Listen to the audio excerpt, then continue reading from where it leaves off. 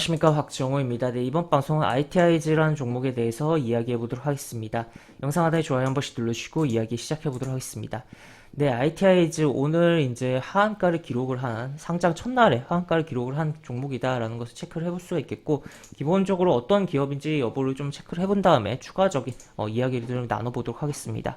우선 보시면 상장 과정 속에서 이제 오늘 이제 상장한다라는 내용도 나와 있고, 소프트웨어 기업이다라고 보시면 되겠는데, 이렇게. 그래서 기존에 이제 자본금이 29억이 넘는 금액이었는데, 이번은 자금 확보를 통해서 자본금을 굉장히 늘리는 부분이고, 공모 가격 같은 경우는 14,300원이었다라는 것을 볼 수가 있겠으며, 경쟁률 같은 경우는 600대, 600 이렇게 기록을 했었고, 이제 추가로 이 동사가 하는 내용들 같은 경우는 이제 설립한 지는 이제 10년이 채 안 된 기업인데 어떤 부분을 하냐라고 봤을 때는 이제 금융적인 부분, 금융적인 이제 금융 기반 뭐 플랫폼 전문 기업이다라고 표현이 되어 있습니다. 그래서 여기 보시면 뭐 자산 운용 솔루션, 리스크 관리 솔루션, 그리고 장애 파생 상품 관리 솔루션이라든지 여러 가지 이제 그런 뭐 금융적인 부분에 있어서 도와주는 그런 프로그램을 좀 진행하는 부분이고, 또 추가로 금융, AI, 빅데이터 부분의 기업 분석 시스템, 그리고 시장 예측 시스템 이런 부분을 진행한다라고 보실 수가 있겠고, 추가로 뭐 디지털 헬스케어 이런 부분도 있네요. 그래서 이런 부분인데 결국에 이런 부분을 하는 기업인데 이제 이번에 상장을 통해서 자금 확보를 통해서 어떠한 부분을 할 것이냐라고 봤을 때는 결국에 지금 기존에 하는 부분의 연구개발 및 운영 자금을 사용될 텐데 추가로 이제 의료 쪽에 이제 플랫폼 개발 및 론칭을 할 것이다라는 부분도 생각해 볼 수 있을 것 같습니다. 그러다 보니까 이제 기존에 이제 금융에서 추가적으로 의료 쪽으로도, 물론 여기 뭐 헬스케어 쪽도 이미 하고 있는 것도 있긴 하지만 좀 더 뭔가 확장을 하려고 하는 부분을 자리 잡고 있는 소프트웨어 기업이다라고 볼 수 있겠고, 보시면 여기서도 이런 식으로 표현 나와 있죠. 대표이사는 주력인 디지털 금융 솔루션의 기술력과 서비스 강화하는 한편 추가적으로 이제 이런 쪽 확대를 해서 미래 성장 동력을 확보할 것이라는 의지를 좀 표명을 했다라는 것을 체크를 해볼 수 있겠고, 기업 사이트를 좀 들어가서 가볍게 좀 살펴보면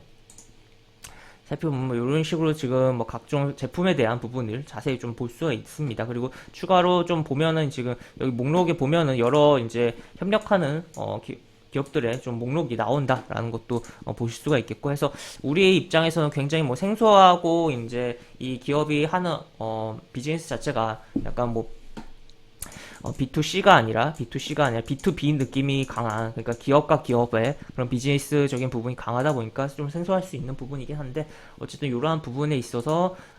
뭐 우리나라 자본시장, 금융시장이 이제 커질수록 조금 더 이제 수혜를 볼 수 있는 그런 기업이다라고도 볼 수 있겠죠. 그래서 어쨌든 뭐 그런 기업이 신규로 이제 코스닥에 좀 입성을 했다라는 것을 체크를 해볼 수가 있겠고, 그런 가운데 종가 같은 경우는 아쉽게도 하한가를 기록을 했다. 다만 공모에 참여하신 분들은 수익 구간인 상태로 마무리가 되었다라는 것을 체크를 해볼 수가 있겠습니다. 물론 이제 수익 구간이어도 이렇게 하한가를 갔기 때문에 별로 기분이 좋지는 못하겠지만 어쨌든 탈출을 할 수 있는 구간적인 여력은 있는 상황이다라고 좀 체크를 해볼 수가 있겠고, 시가 같은 경우는 이제 이런 식으로 형성이 돼서 시가가 굉장히 잘 형성이 됐고, 올라갈 때 많은 뭐 매도가 나오지 않았을까라고 볼 수가 있겠네요. 그래서 분봉을 좀 살펴보면 장 초반에 이렇게 올라갈 때 흐름이 이런 식으로 있었고 꼬리가 길게 달렸죠. 그 다음에 바로 이렇게 떨어지고 그 다음에 이렇게 짜글짜글 움직이다가 오전 막판에 하한가를 들어가서 잠겨버리는 흐름이 연출됐고, 지금 보시면 당연히 신규 상장주니까 시총이 완전 큰 종목 같은 경우는 이제 신규 상장주라고 해도 시총에 이제 지수에 대한 영향력이 있다 보니까 뭐 연기금이 좀 살 수도 있고 하긴 하지만, 이 종목은 그런 종목은 아니죠. 그러다 보니까 시가총액이 이제 어느 정도 사이즈가 뭐 스몰한 종목이다 보니까 이렇게 외국계 기관이 당연히 뭐 매도를 해주는, 그리고 특히나 이제 사모펀드가 이제 갖고 갔던 물량에 대한 부분을 던져버리면서 수익 실현을 해주는 흐름이 연출됐고, 그 물량 결국 개인들이 다 받았는데 안타깝게는 뭐 종가 흐름이 좋지는 않았다. 그래서 만약에 오늘 매수하신 분들 입장에서는 어지간하면 여기서 뭐 짧게 매도한 게 아니라면 어지간하면 다 손실 구간일 종목이다 라고 볼 수 있겠고, 그래서 좀 만약에 반등이 좀 나올 때 현명하게 좀 탈출해야 되는 측면이 있겠다라고 보실 수 있겠습니다. 그리고 또 추가로 신규 상장주에 대해서 조금 이야기를 해보면, 신규 상장주 같은 경우는 통상 이제 뭐 주가가 첫날 이제 분위기가 안 좋으면 그 이후에도 분위기가 계속적으로 안 좋아지는 케이스가 좀 있으며, 그리고 초반에 이제 반짝하면 3일 정도는 분위기가 좋고, 또 추가로 뭐 다른 동력을 갖고 가면은 요즘에는 이제 좀 잘 움직였던 종목들도 있고 하긴 한데, 어쨌든 그럼에도 불구하고 이제 공모를 하고 이제 시장에 들어오면 매도 물량에 대한 압박, 그리고 또 추가로 보호에서 풀리는 경우들도 이제 시간 어느 정도 지났을 때 발생하다 보니까 주가가 계속적으로 다운되는 케이스들이 많고, 보통 뭐 40%, 60%, 그 다음에 뭐 70% 하락한 다음에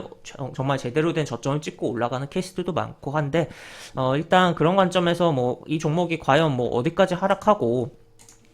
빠지는지 반등을 할지에 대한 부분을 지금 뭐 이야기하기보다는, 일단 1차적으로는 이제 아직은 이제 공모가보다 위에 있기 때문에 공모가가 가장 뭐 중요하겠다 라는 것을 체크를 해볼 수가 있겠고, 1차적으로. 그 다음에 추가로 이제 신규 상장주에 있어서 이동평균선이 새로 생성될 때, 그러니까 이동평균선이 최초로 생성되고 그것을 돌파했을 때, 그 돌파한 캔들에 대한 부분을 잘 지켜줄 때 흐름, 특히나 이제 20일 이동평균선이라든지 60일 이동평균선을 돌파하고선